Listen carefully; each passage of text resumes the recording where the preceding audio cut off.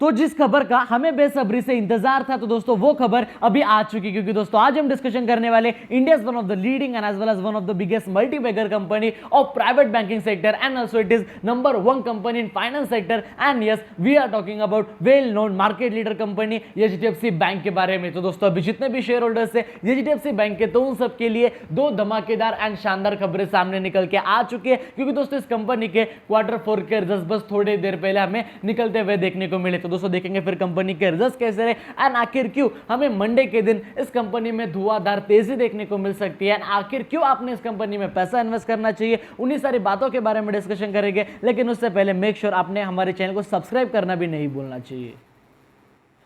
तो दोस्तों सबसे पहले अभी अगर आप देखोगे ना इस कंपनी के करंट मार्केट प्राइस के बारे में, जो कितनी है रफली 1464 रुपए से करीब। एंड दोस्तों देखा जाए हमें मतलब बेसिकली अभी 2 दिन से तो मार्केट बंद है, लेकिन अगर देखा जाए बेसिकली 2 दिन पहले यानी कि रफली अगर मैं कहूँ आपको तो वेडनेसडे के माफ करना फ्राइडे के दिन हमें इस कंपनी में मोर देन 1.98% से भी ज्यादा का डाउन ट्रेंड देखने को मिला। भाई ये मार्केट है, इसमें अप्स एंड डाउन चलते रहते हैं, एक तो मार्केट ऊपर जाएगा या फिर मार्केट नीचे आएगा। एंड बेसिकली फ्राइडे के दिन मार्केट में करेक्शन था, इसलिए हमें इस कंपनी में करेक्शन देखने को मिला। लेकिन दोस्तों ट्रस्ट में अगर आज मंडे होता है, ट्यूसडे होता है या वेडनेसडे होता है या बेसिकली आज कोई भी अगर ट्रेडिंग डे होता है एंड हमें इस कंपनी के जो रिजल्ट्स है वो अगर मार्केट आज में आते हुए देखने को मिलते थे ना, तो ट्रस्ट में हमें इस कंपनी के अंदर ऑन गोइंग मार्केट में 2 से 3% की तेजी यूं ही देखने को मिलती थी। लेकिन आखिर ऐसे क्या रिजल्ट रहे। लेकिन उससे पहले अभी अगर आप देखोगे थोड़ा सा इस कंपनी के रिटर्न्स के प्रोफाइल के बारे में, लेकिन उससे पहले आपके मन में और एक सवाल होगा कि सर ये कंपनी क्या आपके भी पोर्टफोलियो में? तो हाँ भाई, ये कंपनी मेरे पोर्टफोलियो में 3 से 4 साल पहले से खरीद के रखा है मैंने। एंड मैं हर एक इंसान को जिसने नया पोर्टफोलियो बनाया,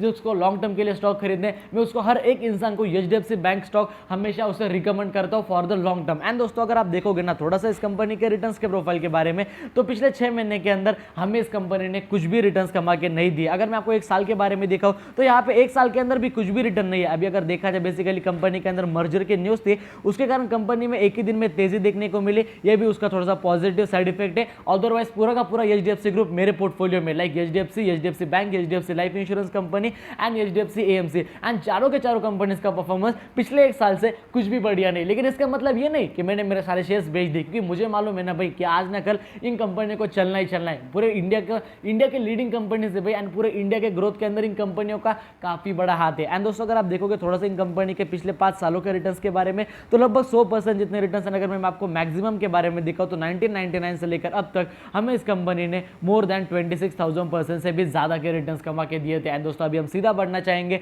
इस कंपनी के Q4 के रिजल्ट्स की तरफ।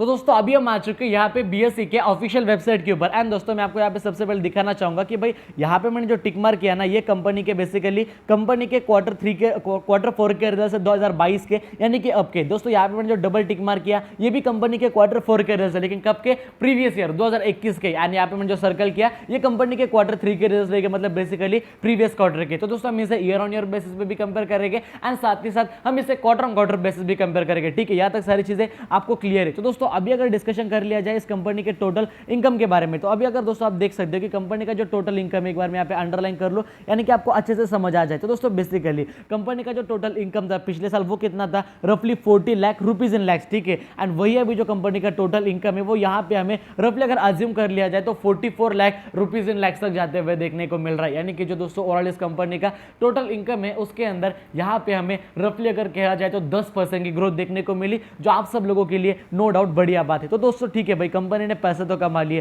देन उसके बाद कंपनी के खर्चे कैसे रहे, यानी कि कंपनी का टोटल एक्सपेंडिचर कैसा रहा। तो दोस्तों अभी आप जैसा कि देख ही सकते हो, मैंने यहाँ पे आपके सामने कंपनी का टोटल एक्सपेंडिचर ओपन कर लिया, यानी कि कंपनी के खर्चों के बारे में। तो पिछले साल जो दोस्तों कंपनी का खर्चा था वो था रफली 23 लाख के करीब, एंड वही अभी जो कंपनी का खर्चा है वो यहाँ पे हमें 26 रुपीज इन लैक्स तक जाते हुए देखने को मिला। यानी कि ओवरऑल कंपनी के खर्चों के अंदर भी हमें 10-12% की ग्रोथ देखने को मिली। एंड दोस्तों नॉर्मल सी बात है ना, ये तो होना ही था। कंपनी का अगर बिजनेस बढ़ रहा है तो कंपनी के खर्चे तो बढ़ नहीं थे। लेकिन दोस्तों अभी सबसे मेन बात कहा जाती है वो आ जाती है कंपनी के प्रॉफिट फॉर द पीरियड के बारे में, यानी कि एट लास्ट भाई कंपनी ने प्रॉफिट कितना कमाया, वही तो हमारे लिए सबसे ज्यादा इंपॉर्टेंट बात है।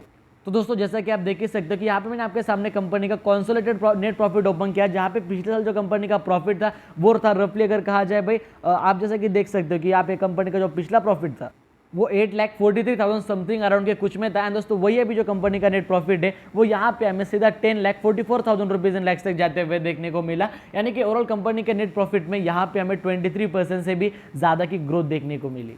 तो दोस्तों बेसिकली अभी अगर आप देखोगे ना तो भाई जो कंपनी के रिजल्ट्स रहे वो नो डाउट काफी ज्यादा आउटस्टैंडिंग थे। ओवरऑल कंपनी के प्रॉफिट में 23-24% की ग्रोथ देखने को मिली। कंपनी का जो ओवरऑल अगर देखा जाए रेवेन्यू था उसमें भी 10-12% की ग्रोथ थी। भाई कंपनी को जरूर खरीद सकते हो। पिछले एक साल से परफॉर्मेंस एचडीएफसी बैंक का कुछ भी बढ़िया देखने को नहीं मिला, लेकिन कंपनी के रिजल्ट बढ़िया है, तो आने वाले टाइम में कंपनी में नो डाउट तेजी देखने को मिलेगी। जो फिर मर्जर की भी न्यूज थी कंपनी की, जिसके कारण ओवरऑल कंपनी के बिजनेस में भी काफी अच्छा खासा फायदा होगा, जरूर खरीद सकते हो। लेकिन एट लास्ट डिसीजन जो रहेगा वो आपका रहने वाला है, लेकिन मैं हेवीली रिकमेंड आपको कर सकता हूं कि आपने इसमें पैसा इन्वेस्ट करना चाहिए। लेकिन दोस्तों अगर आपको हमारा आज का वीडियो पसंद है, वीडियो को लाइक कर देना, चैनल को सब्सक्राइब कर देना, एंड अगर आपके पास किसी का फायदा हो रहा होगा मेक श्योर उन्हें वीडियो शेयर करना बिल्कुल भी मत भूलना दोस्तों। जय हिंद, धन्यवाद।